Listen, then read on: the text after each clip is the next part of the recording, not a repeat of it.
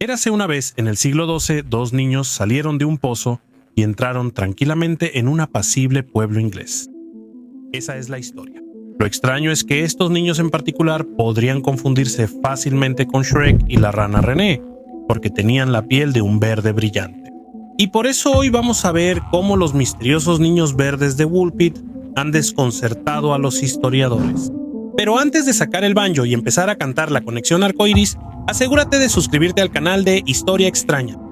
Luego baja a los comentarios y dinos qué otras historias coloridas te gustaría escuchar. Parece que tenemos luz verde, así que vamos.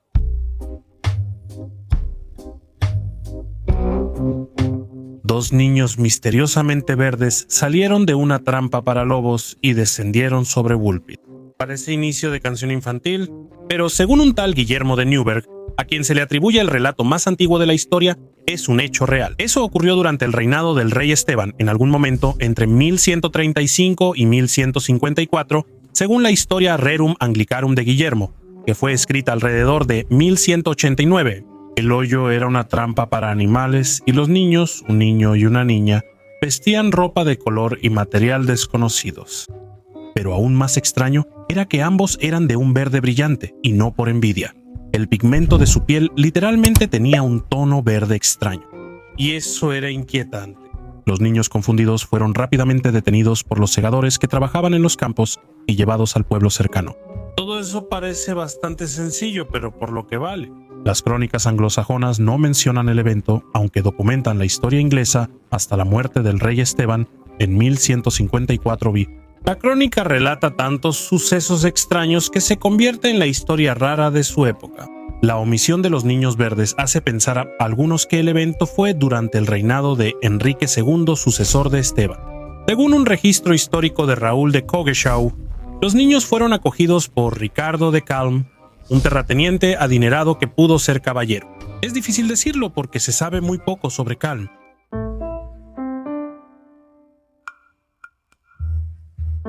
Después de pasar algún tiempo en Woolpit, la niña verde finalmente aprendió suficiente inglés para contar la historia de ella y su hermano. Esa historia, que bien podría ser una precuela de El Mago de Oz o Wicked, fue la siguiente. Los dos venían de un lugar llamado Tierra de San Martín, una nación cristiana donde todo y todos eran de un verde brillante. El sol nunca brillaba y la tierra estaba envuelta en un crepúsculo brumoso perpetuo. No podía explicar cómo ella y su hermano llegaron a East Suffolk. Describió el sonido de campanas que hipnotizó a los niños y les hizo perder la noción del tiempo y lugar. Un momento cuidaban su rebaño y oían campanas. Al siguiente estaban en los campos de cultivo de Woolpit. Algunos relatos dicen que los niños cruzaron una caverna para llegar a Woolpit y quedaron abrumados por la luz solar del otro lado.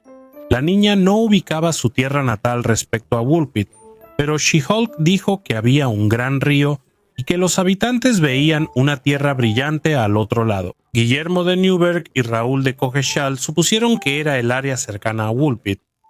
Sobre la ubicación de la tierra de San Martín, era solo una suposición para cualquiera. Algunos sugerían que era otro planeta o un mundo subterráneo en el centro de la Tierra, mientras que los menos imaginativos asumían que solo era otro pueblo, en Inglaterra o Europa Occidental. En 1998, Paul Harris propuso una teoría que los niños vivían en o cerca de Farnham St. Martin. Para empezar, el nombre suena como una pista obvia.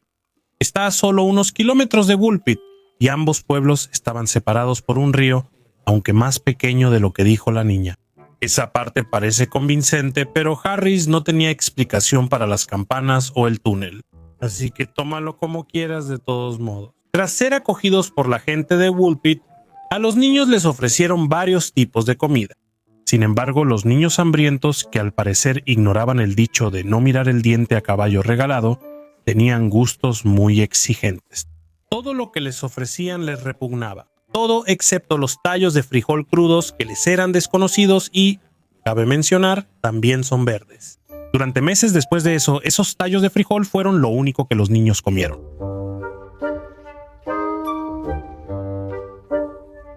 Hemos estado dejando de lado lo más extraordinario de este enigma. ¿Por qué en el nombre de todo lo bueno y sagrado estos niños tenían la piel verde?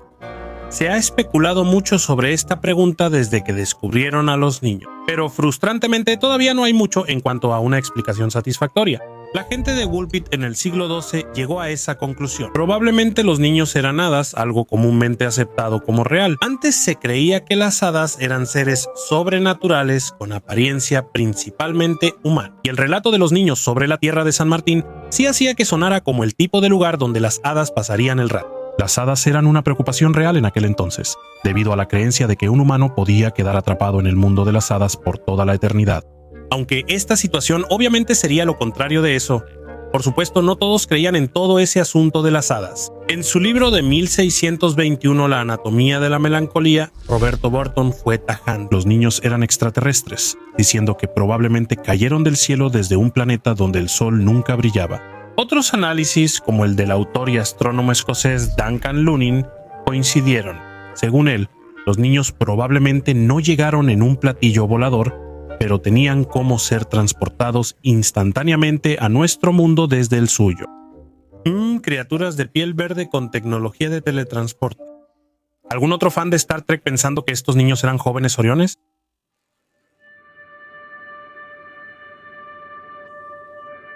Una teoría sobre los gatitos color lima se relaciona con el cuento popular del siglo XVI, Los niños en el bosque, una historia que más tarde sería adaptada como Hansel y Gretel. En la historia, dos jóvenes huérfanos son acogidos por su tío, quien luego planea matarlos y robarles su herencia. En versiones iniciales, él planea envenenarlos con arsénico, lo que explicaría la piel verde. Sin embargo, esos creyentes probablemente se equivocan, ya que el arsénico puede oscurecer la piel, pero no la vuelve verde. Otra teoría señala que los niños estaban al borde de la inanición cuando fueron encontrados, y postula que su negativa a comer cualquier cosa excepto habas crudas sugiere que probablemente sufrían de anemia hipocrómica, también conocida como pleurosis. Esta condición es causada por una mala alimentación que afecta el color de los glóbulos rojos, y puede resultar en un tono de piel visiblemente verdoso, sea cual sea la causa de la pigmentación verde. Según Guillermo de Newberg y Raúl de Coggeshall, ambos niños, o al menos la niña, perdieron el tono verdoso tras comer algo más que habas. Dicho esto, ni Guillermo ni Raúl fueron testigos presenciales de los hechos, así que por lo que sabemos, esos niños podrían seguir siendo verdes hasta el día de hoy.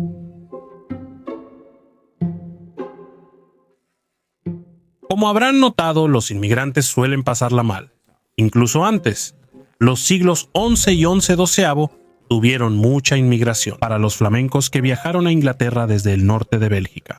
Si los niños estaban entre esos inmigrantes, eso explicaría cómo quedaron solos. Tropas de Enrique II sacaron a muchos flamencos en la batalla de Forham St. Martin en 1173.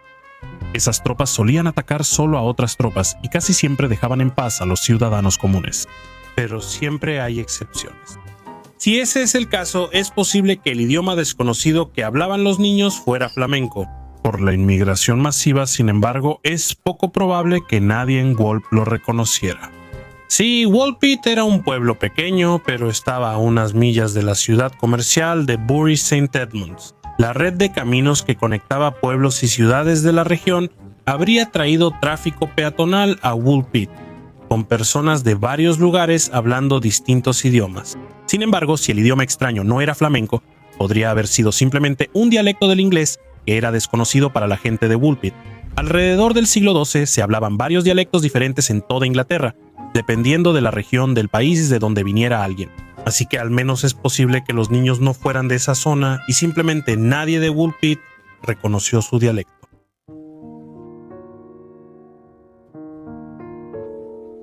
Guillermo de Newberg y Raúl de Coggeshall coinciden en que la niña llegó a adulta, pero discrepan sobre la vida del niño. En la versión de Billy Newberg, el niño muere poco después de que él y su hermana son bautizados, así que puede que estemos tratando con algún tipo de situación de presagio aquí. Newberg también afirma que cuando la niña creció, se casó y después vivió por algún tiempo. Pero eso es todo lo que dice. En la versión de Ralph de Coggeshall, el niño no se adaptó a Woolpit, permaneció apático y deprimido y murió antes de que ambos fueran bautizados. La niña, según Ralph, creció siendo desinhibida y libertina en su conducta, lo cual nos parece bastante crítico de parte de Ralph, pero como ya está muerto, lo vamos a dejar pasar. Duncan Lunan investigó la genealogía de Ricardo de Calne y halló un registro de 1197, lo que podría indicar eso. La niña tomó el nombre de Inés y se casó con un juez, clérigo y erudito llamado Ricardo Barr, quien era sirviente de Enrique II. La afirmación de Lunan se basa en su descubrimiento de una petición de tierras que incluía nombres y fechas que él cree que podrían estar relacionadas con los Niños Verdes. Aunque no se dieron apellidos ni ninguna fuente de la herencia, se cree que la petición era del hijo de Ricardo de Calne, Walter, quien sí tenía una hija mencionada en el registro. Si Lunan tiene razón, Agnes Verde habría crecido, sería una mujer adulta no verde y habría tenido una vida con un esposo destacado. La investigación de Juan Clark indica que no hay pruebas de que el registro esté vinculado a alguien de la historia de los Niños Verdes. Tampoco hay mucha evidencia directa de que de Calne haya conocido a alguien llamado Agnes, o que su supuesto esposo, Ricardo Barr, se haya casado alguna vez con alguien con ese nombre. Así que, aunque en general se acepta que la niña creció y se casó, el resto de la historia merece más una señal de advertencia que una luz verde. ¿Tú qué opinas? ¿Tienes teorías sobre lo que pasó? Déjanos saber en los comentarios de abajo y ya que estás aquí, échale un vistazo a algunos de estos otros videos de Weird History.